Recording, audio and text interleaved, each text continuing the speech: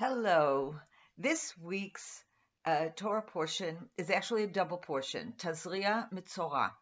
And the vast majority of the portion is dealing with a condition that has been usually translated into a word called leprosy. In Hebrew, it's tzara'at. Before I note what exactly this is talking about, I want to make a note about what this disease is and what it is not, okay?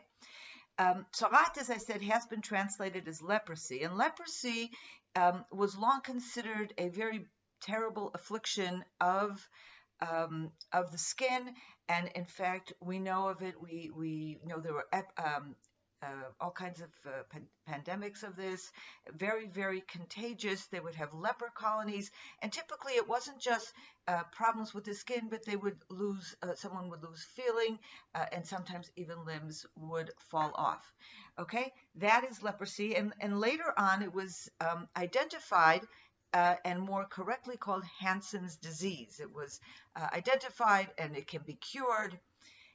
The tzara'at that we read about in the Bible is not Hansen's disease, okay?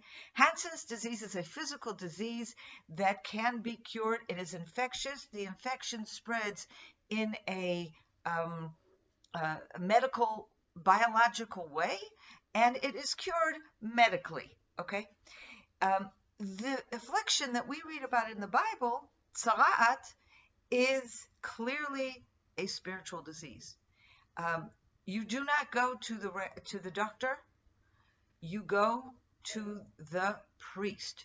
Yes, you are separated from the camp, but the Bible makes it clear you are separated from the camp, very similar to the way you are separated from the camp for a series of physical issues that are labeled impurities. These are not illnesses.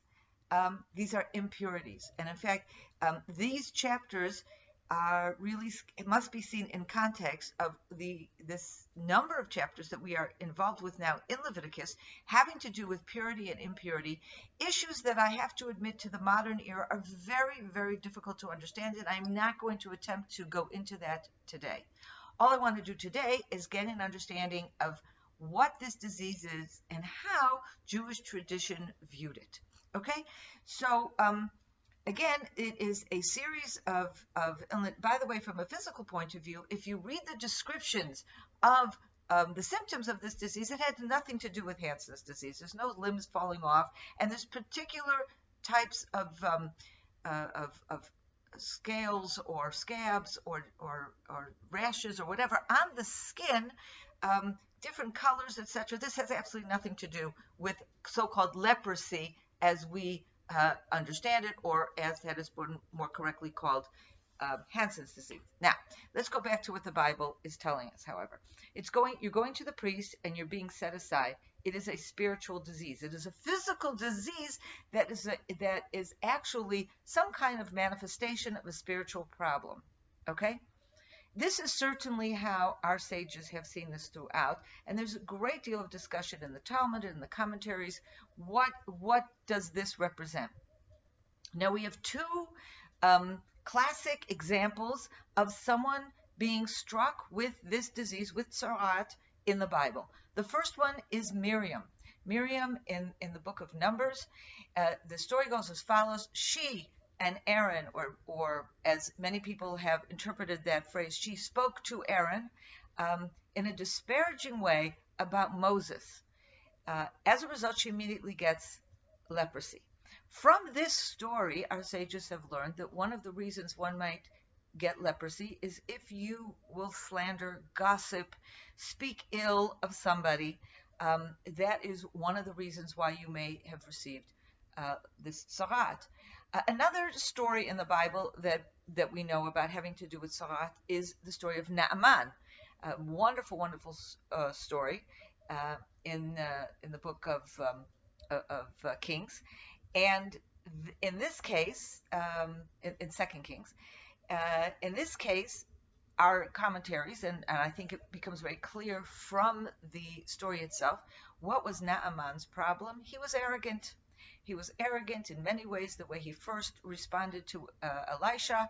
I do plan on doing a very in-depth Bible study on that, but that is the problem with Naaman.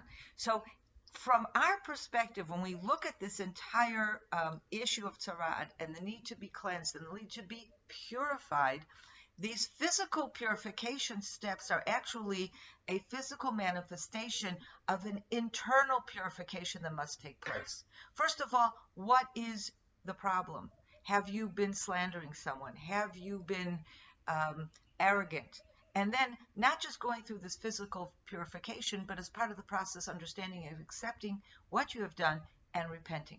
Now, we no longer have this kind of spiritual disease among us, but the need to constantly review our actions and to make sure we are acting with respect to our fellow men. We are not arrogant and we are not slandering or gossiping. These are values that remain with us forever. This has been a few words of Bible from the heart of Biblical Israel. This is Sondra Oster Baras wishing you Shabbat Shalom.